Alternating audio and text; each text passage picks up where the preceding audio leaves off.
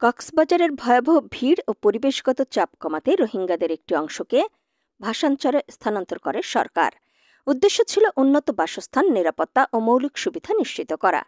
কিন্তু সাম্প্রতিক গবেষণা ও মাঠ পর্যায়ের তথ্যে ভিন্ন চিত্র উঠে এসেছে।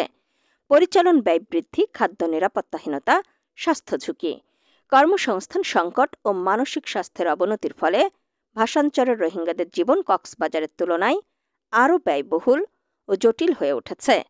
প্রত্যেক শরণার্থীর ভরণ পোষণ খরচ কক্সবাজারের প্রায় ৩ গুণ হওয়ায় এ মডেলের অর্থনৈতিকভাবে টেকসই হওয়ার সম্ভাবনা নিয়ে গুরুতর প্রশ্ন উঠেছে। আলোচনায় এসেছে ভাসানচরে রোহিঙ্গা স্থানান্তর আদৌ সঠিক সিদ্ধান্ত ছিল কিনা, নাকি এটি শেষ পর্যন্ত ব্যয়সাধ্য কিন্তু মানবিক দিক থেকে অকার্যকর পদক্ষেপে পরিণত হচ্ছে। সরকারি তথ্য মতে বিগত শাসনামলে সরকারের নিজস্ব তহবিল থেকে ৩,০৯৫ কোটি টাকা ব্যয়ে ভাসানচর আশ্রয়ণ প্রকল্প বাস্তবায়ন করা হয়। ১৩,০০০ একর আয়তনের ওই জায়গায় ১ লাখ রোহিঙ্গা বসবাসের উপযোগী ১২০টি গুচ্ছগ্রামের অবকাঠামো তৈরি করা হয়।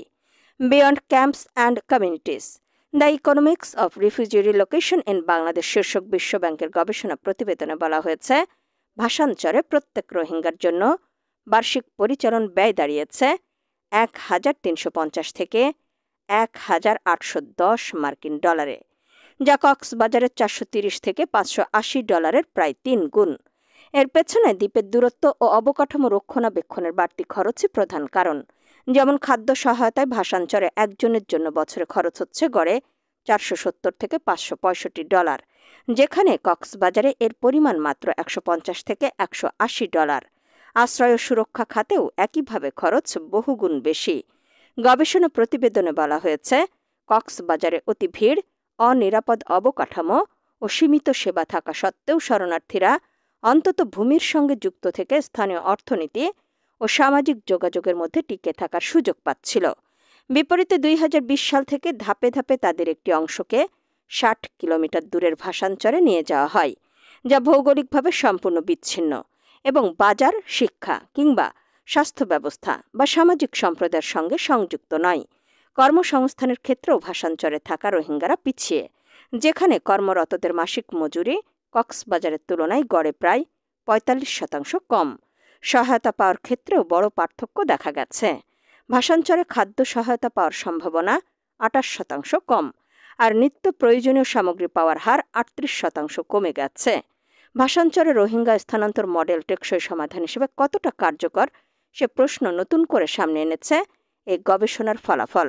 বিভিন্ন সূচকে দেখা যাচ্ছে পুষ্টি, স্বাস্থ্য, কর্মসংস্থান কিংবা সহায়তা প্রাপ্তি সব ক্ষেত্রেই স্থানান্তরিত শরণার্থীদের উন্নতি হয়নি, উল্টো স্পষ্টভাবে আরও খারাপ হয়েছে।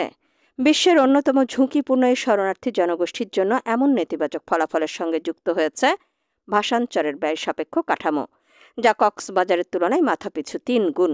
রোহিঙ্গাদের ভাসানচরে স্থানান্তরের এক পর্যায়ে জাতিসংঘের একাধিক সংস্থা এবং ৫০টির বেশি আন্তর্জাতিক ও স্থানীয় এনজিও এই কার্যক্রমে যুক্ত হয়। যদিও শুরুতে বাংলাদেশ সরকার ও নৌবাহিনী এককভাবে স্থানান্তর কার্যক্রম চালায়। মিয়ানমারের রাখাইন রাজ্য থেকে বাস্তুচ্যুত হয়ে বিভিন্ন সময় কক্সবাজারে আসা রোহিঙ্গা জনগোষ্ঠীর মানবিক সহায়তার জন্য ১৯৯২ সালে শরণার্থী ত্রাণ ও প্রত্যাবাসন কমিশনারের কার্যালয় প্রতিষ্ঠিত হয়। তবে বিশেষজ্ঞদের অনেকেই বলছেন, ব্যয় বিবেচনায় সিদ্ধান্তটি ভালো ছিল না, এটি ছিল রাজনৈতিক সিদ্ধান্ত। যে সময় সিদ্ধান্তটি নেওয়া হয়েছে সে সময় আমাদের ফরেন পলিসি থেকে শুরু করে সব ক্ষেত্রে আমরাই ভালো বুঝি, এমন একটি মনোভাব প্রকাশ করা হয়, যার অনেকটাই ছিল জাতিসংঘকে নিজস্ব সক্ষমতা প্রদর্শনের বহিঃপ্রকাশ। আমরা একাই সব করছি, এমন একটি ধারণা ওই সময়ে দেয়া হয়েছে। কিন্তু শেষ পর্যন্ত সেটা আর অব্যাহত রাখতে পারেনি সরকার। প্রাথমিকভাবে সিদ্ধান্ত ছিল ১ লাখ স্থানান্তর করা হবে, কিন্তু তহবিল সংকটে সেটা সরকার পারেনি। আবার সামাজিক মনস্তাত্ত্বিক ব্যয়ও বিবেচনায় নেওয়া হয়নি। প্রথম দিকে স্থানান্তরের পরে অনেকেই ওখান থেকে পালিয়ে যাওয়ার চেষ্টাও করেছে। শেষ পর্যন্ত অব্যবস্থাপনা দেখা দিয়েছে।